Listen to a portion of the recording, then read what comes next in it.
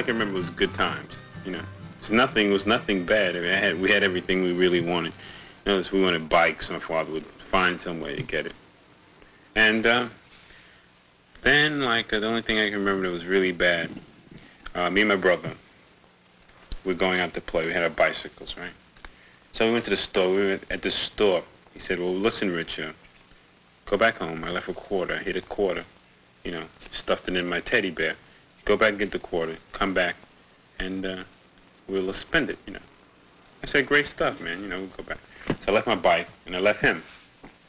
They found my brother upstairs over the store. He was raped, and he was killed. And kind of like took me out, man. You know, kind of got withdrawn from then on, you know. No fun and games anymore. Nothing to laugh about.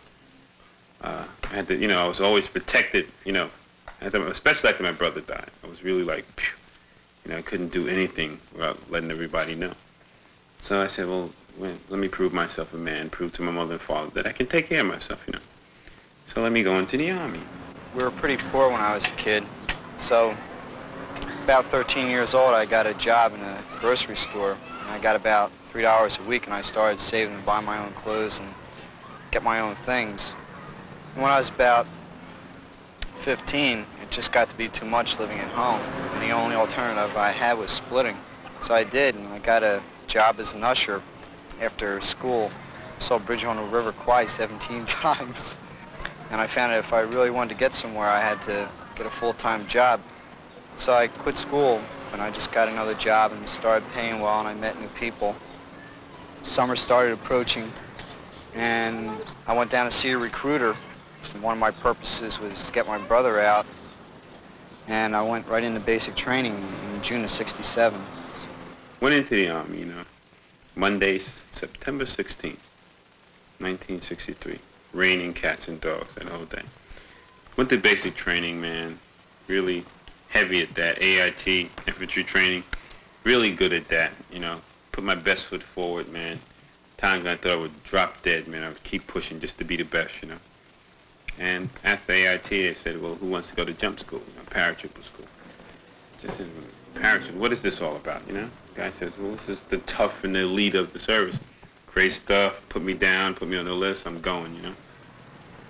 Took the training, really put out, you know. Great stuff for me, you know. Got finished, got my beret, and I volunteered for any action anywhere. The guy said, no good, you're going to Europe. 2 years over there, our outfit was alerted that we're moving back to the States, ready to go to Vietnam. Major Max, he called me in and said that my MOS, you know, my job skill, which was intelligence, was critically short, and he's got a special congressional order to extend you, you know, active duty. So I said, oh man, what the fuck? But inside I said, wow, you know, this is a chance for me to really turn out. They're really killing people over there. They're really fighting, man, you know. This is what men do, you know. This makes you a man, you know. I've seen it in the movies, man. Great stuff.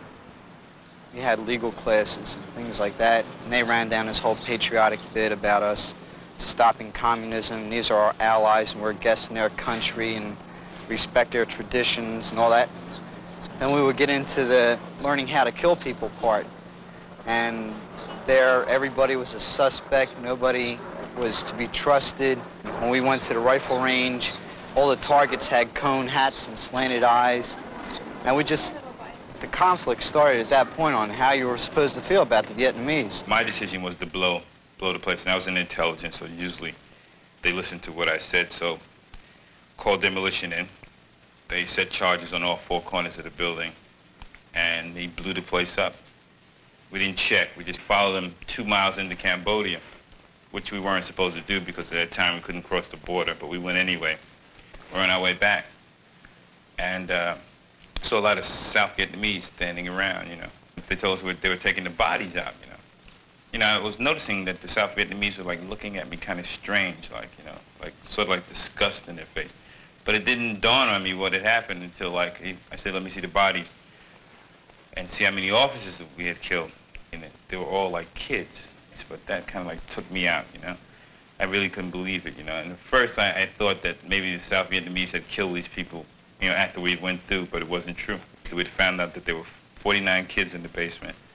There were 2 priests, who had came from the orphanage that the North Vietnamese had ran him out of the orphanage, and they were taking cover in the rubber plantation. You know, after I saw that, it was like, you know, it was like total disgust on my part. You know, I really felt horrible about it, and like it really had set in, like, you know, what I had done. It really came to me. You know, I mean, I was really like conscious of what I had done. After that point, I had shot opium, morphine constantly. Like I had like a habit that would cost New York City maybe $200 a day. I was really strung out. I was at Highway 9 outside of Quezon. We had patrols every day going along the highway, and the way it goes through my mind now is it's a nightmare situation where I had on the first day we came in contact and we killed about 7 or 8 North Vietnamese, and we piled them at the end of the highway. And every day we had to walk up Highway 9 looking for more. And every day we had contact, and in different places along the highway there were different piles of bodies. And this one in particular we had to go by every day. And on the first day it wasn't too bad, there were just flies buzzing around them.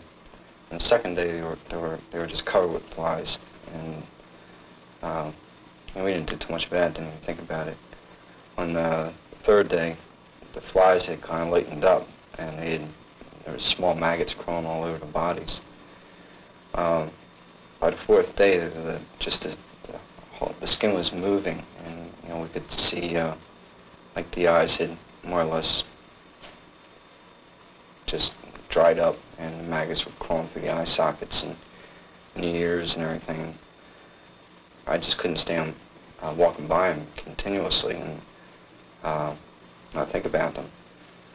And I went down with another medic, and we drenched the bodies, and we set them on fire, and we just sat there and watched it burn for a while. And that was about the end of it, but I still get nightmares about it, and remembering, you know, watching the bodies burn, and remembering the flies and the maggots and that kind of thing. It's just something that hasn't stopped, you know, 5 years. The day I remember, the day I was so happy, man, I was telling all the dudes I had under me, all the Cambodians, I'm going back to New York.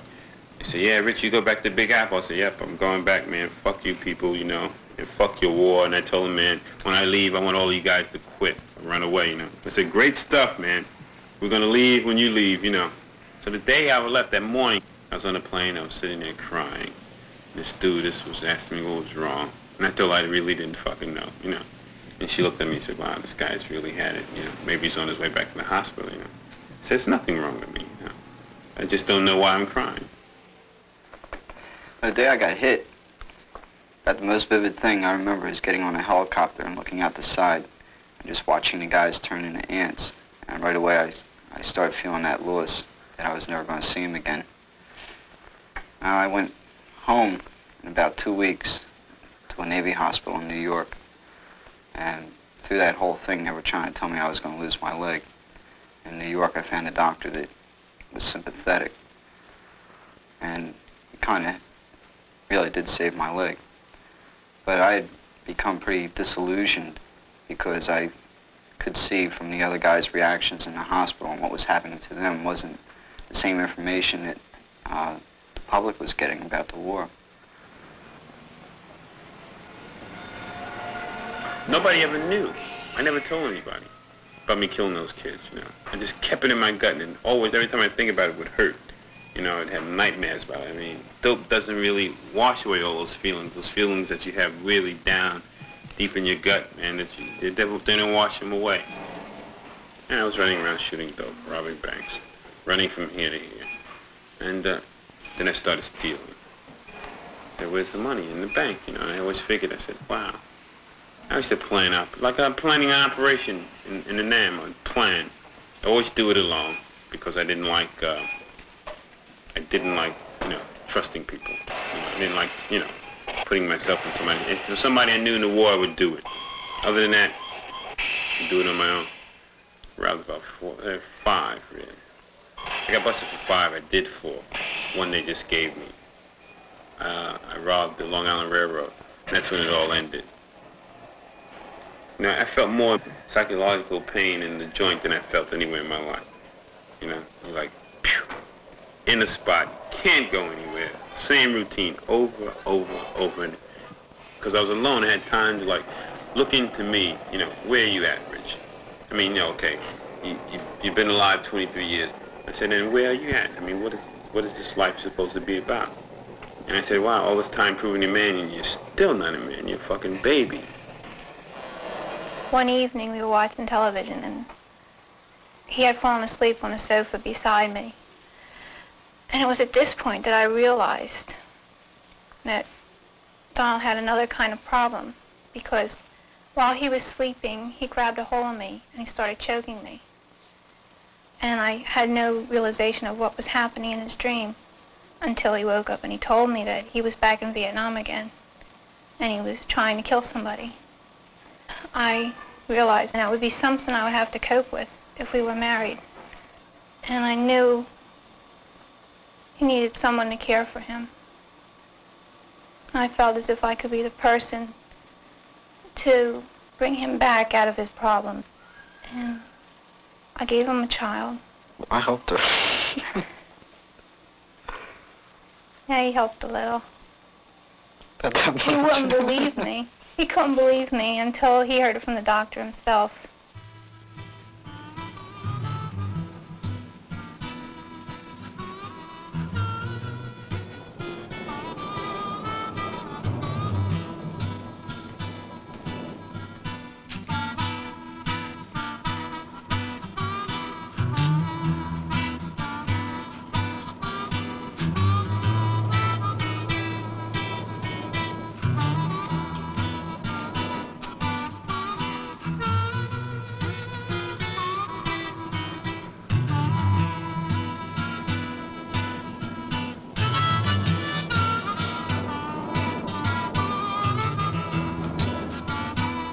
What was your first reaction when you bumped somebody, the first dude you bumped?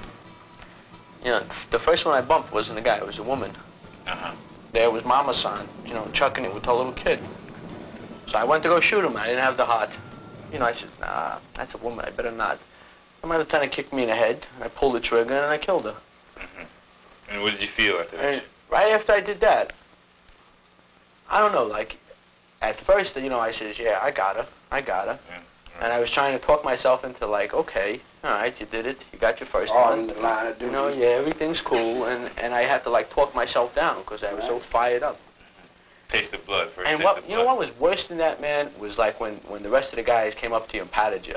Yeah. Right on, rightfully the first one. Put a notch on it. And yeah, and they souped you up, and you said, yeah, I'll get me another one. When while anybody was over there, did anybody ever feel that anything was wrong?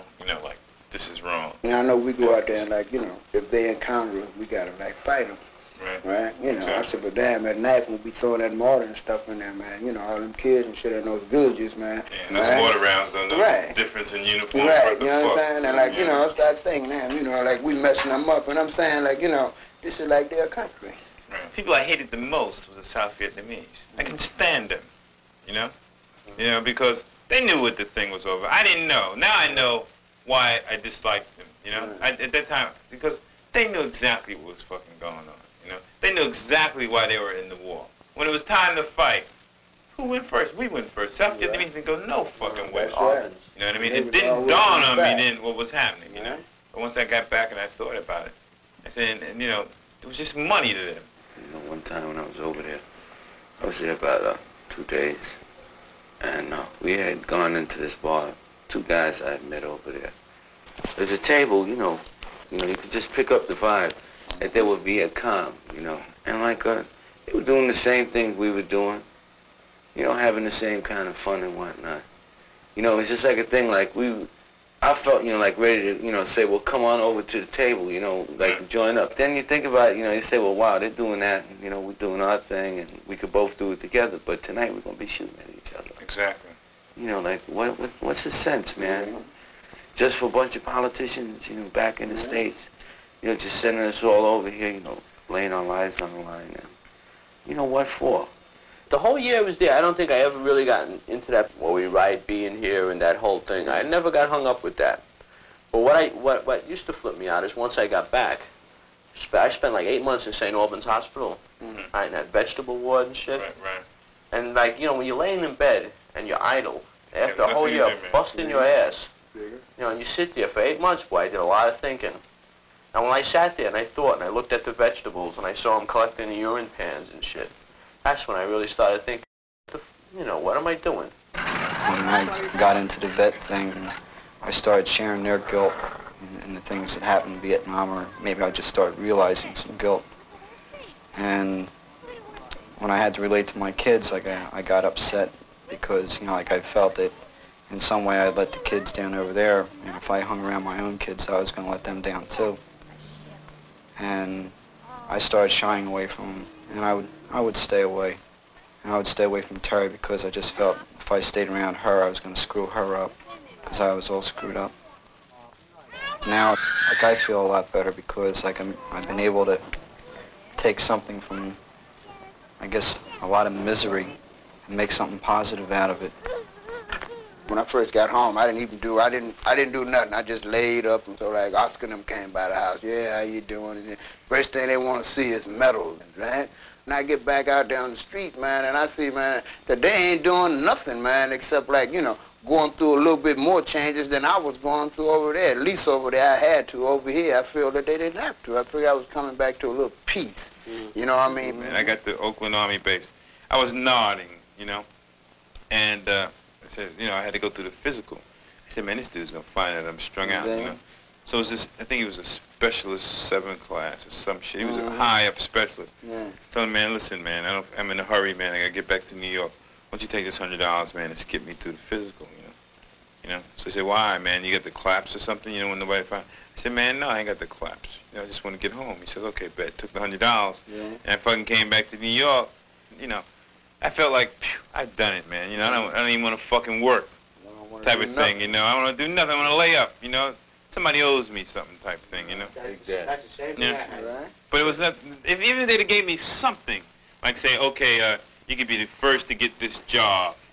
You know, I'd have been satisfied. But it wasn't nothing that I could say, well, you know, somebody said, you know, I felt that somebody owed me something. You know what I mean? But there's a lot of shit that people would do in the streets that I wouldn't do. You know, there's a lot of things like knocking down old ladies and taking their pocketbooks. It wasn't my thing. I wouldn't do that. You know what I mean? I would go into a bank and stick it up, you know? You're a junkie with ethics. Yeah, sort of like, you know what I mean? I'd go in the bank and I'd stick up the bank.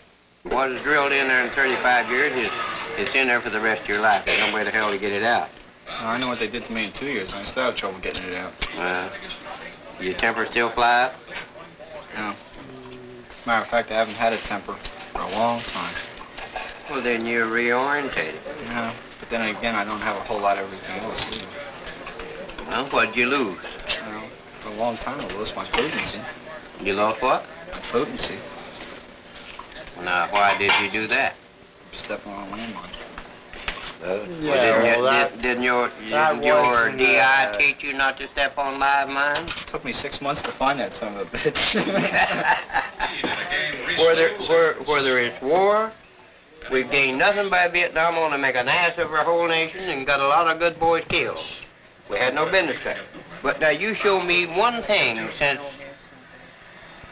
they've had all these demonstrations in the countries that we've had. When I was a boy, you just didn't do that. Now, if that's your way of life now for demonstrating, all well and good. No comment against it. But I think anything that's worthwhile, whether of your age, at the time of the conflict that you was in war, everything will have its day in court, and you will be recognized accordingly. And you will never gain anything by violence.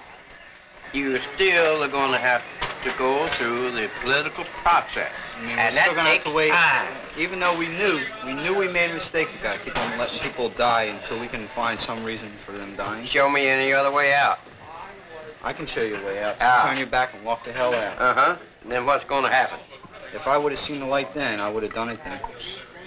And you think that's the way it should be? You're damn right. I disagree. This is our country. I'm not going to try to run with my pants down. This is our country. And I'll fight for this country, right or wrong. Suppose we all got together with the training that we had, the four of us.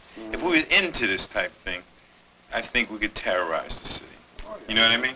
I mean, like, it'd be a thing like, let's say if we were like super militants. Right. You know, they think that these fucking militants out here are bad now. You get a couple of ex-GIs who are really hyped up on paying society back for what they did, sending them over there. They got a little trouble, man. Right. You know, they got quite a bit of trouble. Because they just had as much training and more experience than the average National Guard cat who they're going to call out to stop you. They train, you know. They train you to do this here, right? You know, and like you go over there, man, and like then you got to do it to stay alive, right? Then when you come back here, man, you know, and your head ain't never really correct. Right. You know what I mean? Everybody comes back with some kind of psychological scar That's from it, that you war. understand? You And know? then, like, first thing happen, man, you know, something happen and you blow up and you mess somebody up, right? Okay, then you in jail. You know, like I can say, the Army gave me two things. They gave me a little discipline.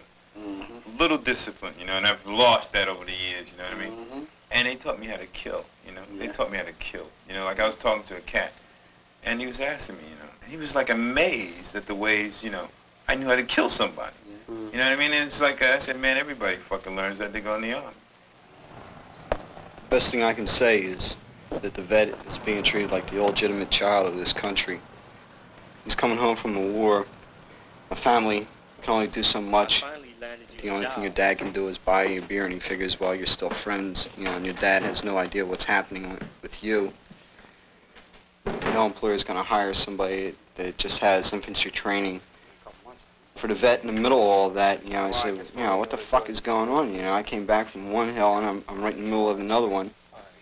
The only thing he has to look forward to was searching out other vets and finding out, you know, where they've been able to get it together. Because he figures somebody's got to be able to do something somewhere. Because of the fact that I am disabled. The VA doesn't know about that yet. They get disabled. Well, they'll know. They'll know. Don't worry about that. Working with addicts is sort of like, I'd say like a debt I had to repay, you know? That's the way I feel about it, you know? Me being an addict and someone helping me trying to help somebody else. You know, I can't, you know, it's like, it's not really guilt, it's like something I want to repay people. A lot of guys get strung out after they come out of the service. You know, they try maybe morphine, opium, maybe in Vietnam or other places. And then they face with problems like no employment, you know, no housing assistance. You know, the VA benefits are really like nothing, you know. And they start shooting dope. You say, well, you know, I tried it. Let me, you know, take a shot of dope. The problem isn't the drug itself. You can take the dope away from a dope fiend and he's still a dope fiend. You know what I mean? You got people with problems who pop pills, drink coffee, you know, alcoholics. Every day, man. You got TV addicts, you know. Anything they don't want to deal with, they turn in the boob tube and start watching that. You know, I don't feel like dealing with my wife. I don't feel like dealing with my kids. Let me go out and shoot a couple of holes of golf, you know. And, you know, you're not doing anything for the person if you just take away the drug, you know. There's reasons behind that. You know, you could lock them away for the rest of their lives. But that doesn't do anything with people, man. And that's what it's supposed to be all about, dealing with people. The biggest thing I go through now is, or that I went through right after I got out, was having all that responsibility. Like I started out with 35 guys, and as a company medic I ended up with something like 160. And I had to handle the major casualties. And I came back here, and people just didn't feel I did anything. You know, it was unimportant. You know, it didn't mean anything. My being wounded was unimportant. And like I spent my time trying to keep these guys together over there, and you come back here, it doesn't make any difference to anybody. So that's kind of what turned me against a lot of things. And I felt bad. And really seriously thought that a lot of guys had just lost everything for nothing. And nobody could prove to me otherwise, because they didn't think about it. The only thing they saw was what was on the 11 o'clock news. And I saw the blood and guts laying on the ground. And I just can't get into their train of thought. And the only thing I can do now is more or less let them see through my eyes what happened. And hopefully, you know, not to justify the war, but to justify the loss, you know, and restore something back to the vets. Okay, that's part of life that, you know, you feel bad about, you know, but it's in the past. You got to look it forward. I mean, you're going to go kill some policemen and get thrown in jail for the rest of your life? I said, that doesn't make sense. It's a heavier war going on here than it is over there, man, you know, and you have to deal with it every fucking day.